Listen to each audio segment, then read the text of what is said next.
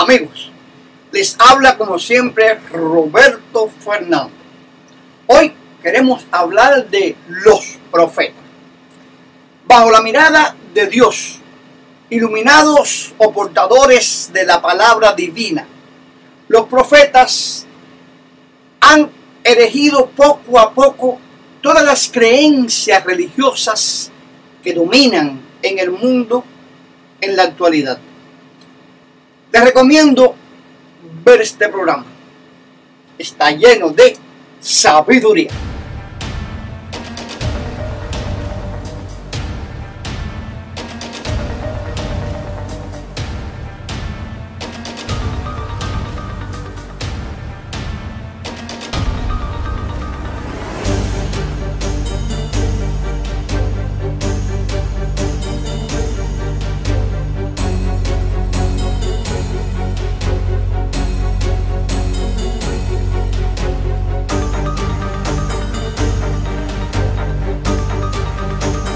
Actualmente, al hablar de profetas, se hace referencia más bien a falsos profetas, individuos que propagan oráculos, según ellos fantásticos, pero muy próximos al engaño. Sin embargo, la palabra profeta califica también a los hombres que en el pasado fueron intérpretes de una voluntad superior que les ordenaba a los hombres amarse más y sobre todo amar a Dios. Fue en torno al Mediterráneo, en Grecia y en Egipto y en Asia Central, de manera especial en la India, la cuna de las primeras civilizaciones occidentales y orientales, donde aparecieron los profetas, ya se trate de Abraham, Moisés, Natán, Isaías, Buda, Zoroastro, Jesucristo o Mahoma. Todos forman parte de nuestra historia cultural.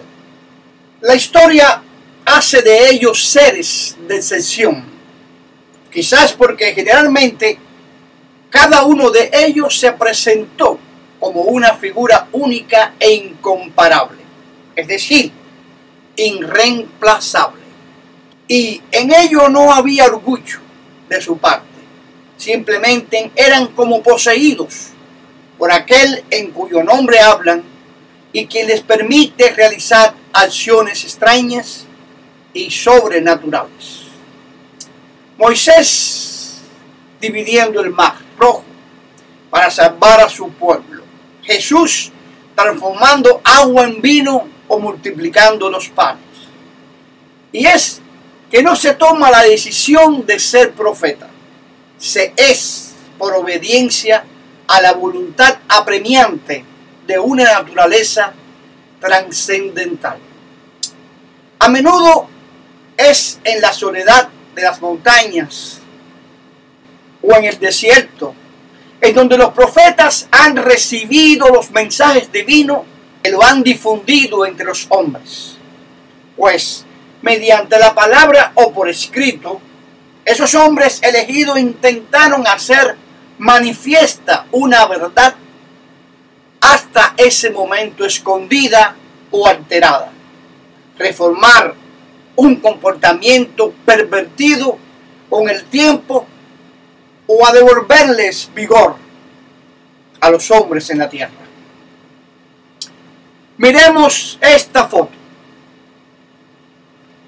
Esta miniatura persa del siglo XVIII representa a Jesús y Mahoma visitando a Isaías, dando testimonio del origen común de las tres religiones monoteístas. Es importante señalar, mis queridos y apreciables amigos, que a estos profetas a menudo sentían la presencia de Dios. Y eso perforaba su pecho, el deseo de reforma, que a su vez lo enfrentaba con la religión dominante. Ese fue el caso de Buda en la India, o de Zoroastro en Persia, o cuando llegaban a reunir un grupo importante de fieles con el orden político, como fue el caso de Jesús, que repudiaba la autoridad de Roma. Y hablemos de Mahoma, que desafiaba la autoridad de Bizancio. Así su vida consistió muy a menudo en una larga cadena de pruebas para que el mundo supiera que eran hijos de Dios. Muchos nómadas, en su mayor parte, fueron expulsados de su país. Algunos fueron hechos prisioneros y otros asesinados. A esos marginados es a quienes las grandes religiones del mundo deben el hecho de haber surgido así como una multitud de sectas y de herejías, como el chivaísmo o el binuísmo en la India, el chiismo o el charajidismo en el Islam, o incluso los valdenses en el ámbito cristiano. Ahora bien, repasemos la historia y en ese caso hablemos del Buda. Miren esta foto. Aparece una ciudad con la imagen del Buda. Y en este ser tan radiante, en la actualidad hay un misterio que muchos entendidos en religión ven como algo descabellado. Y es que Buda no hablaba en nombre de Dios. Para saber qué afirma el budismo de Dios, se requiere ante todo saber qué pensó y dijo de Dios el Buda. Y lo tenemos que expresar así porque fue su fundador. No es fácil porque su vida se pierde en la leyenda y sus enseñanzas adquirió forma escrita mucho después de su muerte.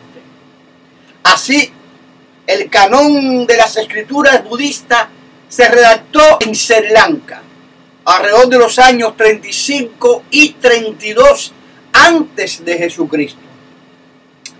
Está compuesto por 3 cestas, Tripitaka, siendo el Sutra Pitaka la primera de ellas.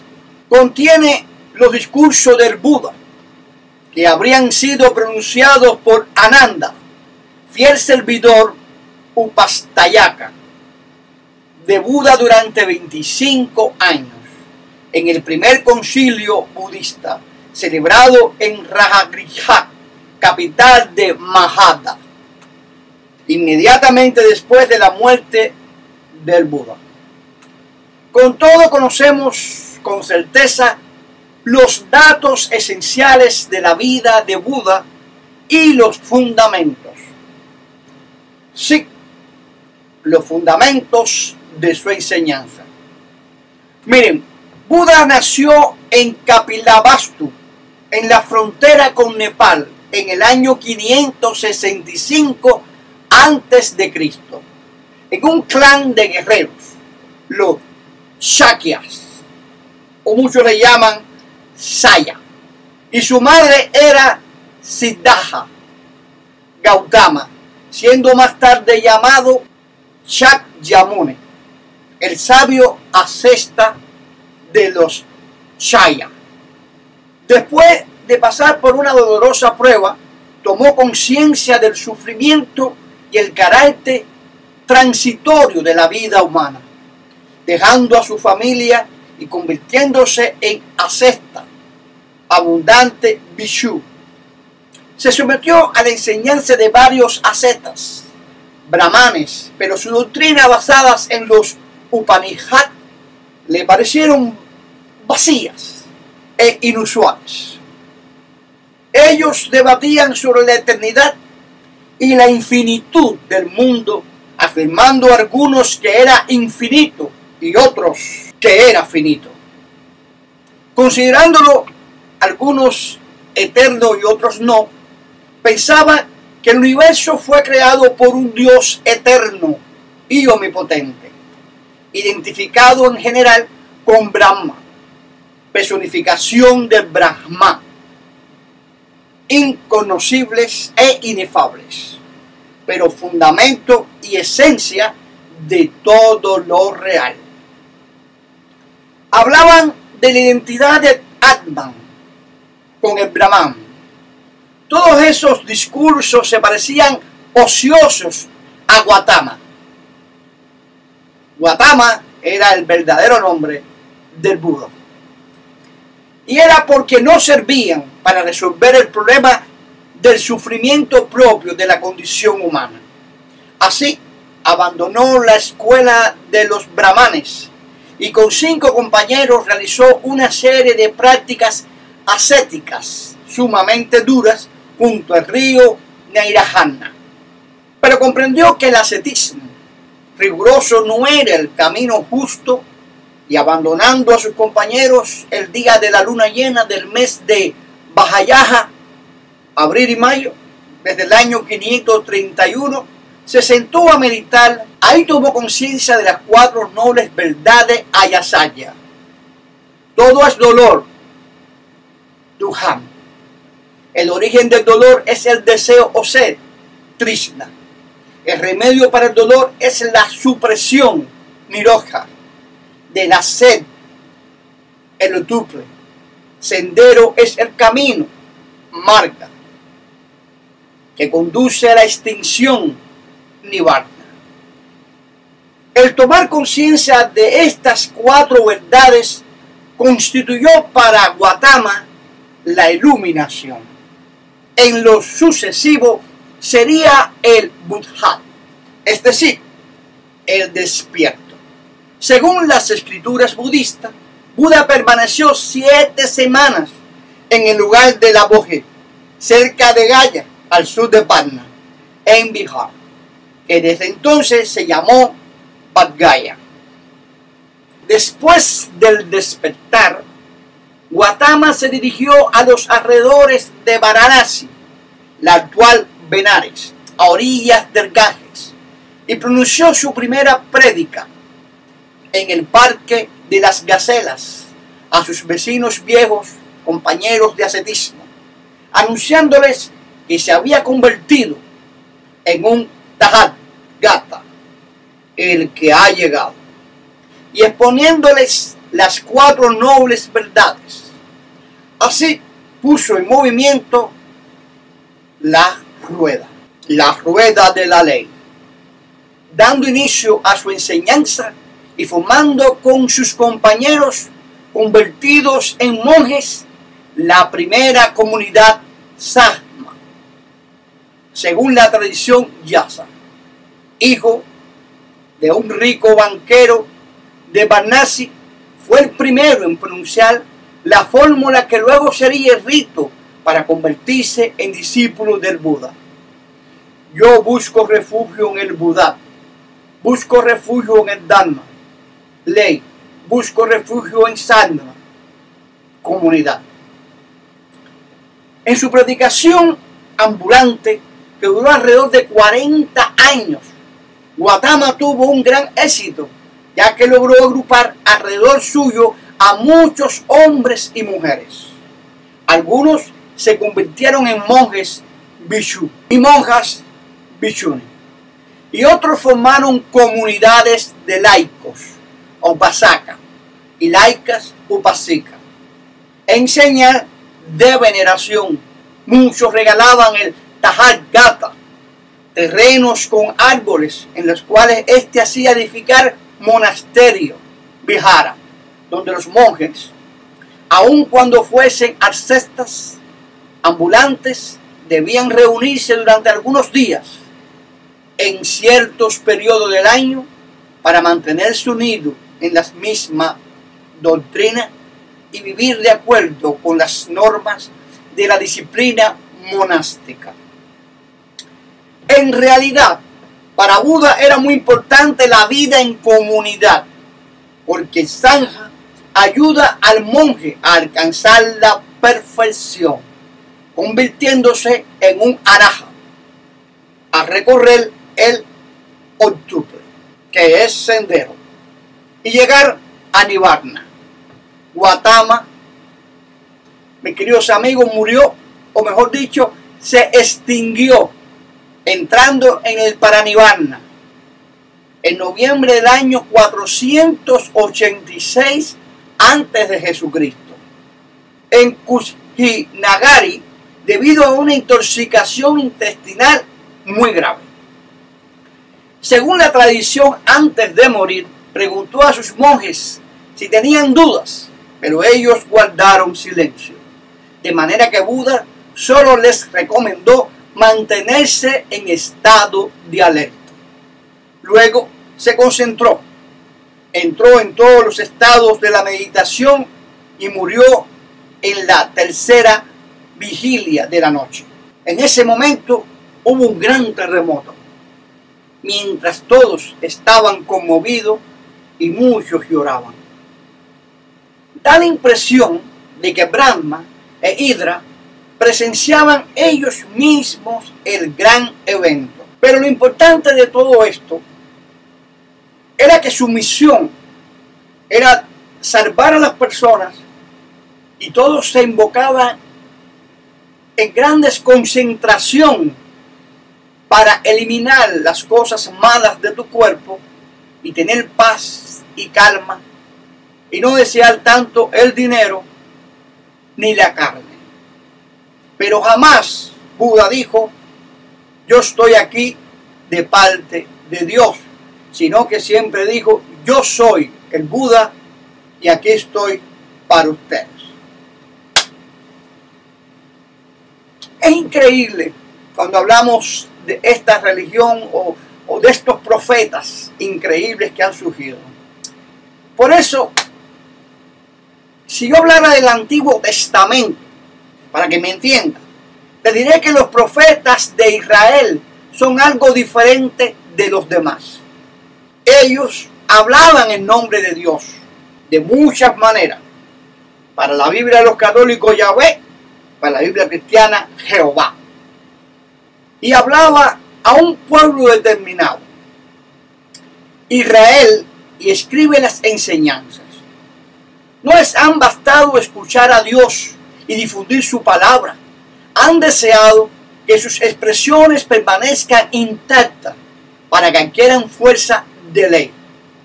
Amós, Oseas e Isaías, en tiempo de las expediciones asirias, siglo 8 a.C., Jeremías, Ezequiel, el segundo Isaías, bajo la ocupación babilónica, siglo 6 a.C. Ninguno de ellos, a pesar de las variedades de forma y fondo del mensaje profético, impulsó jamás la revolución. Todos preconizaron más bien un espiritualismo liberado de toda forma cultural. No quisieron tampoco aportar una filosofía de la historia. Su único objetivo fue defender a un pueblo que consideraban elegido para preparar la venida en la tierra del Hijo de Dios, nuestro amado Jesucristo.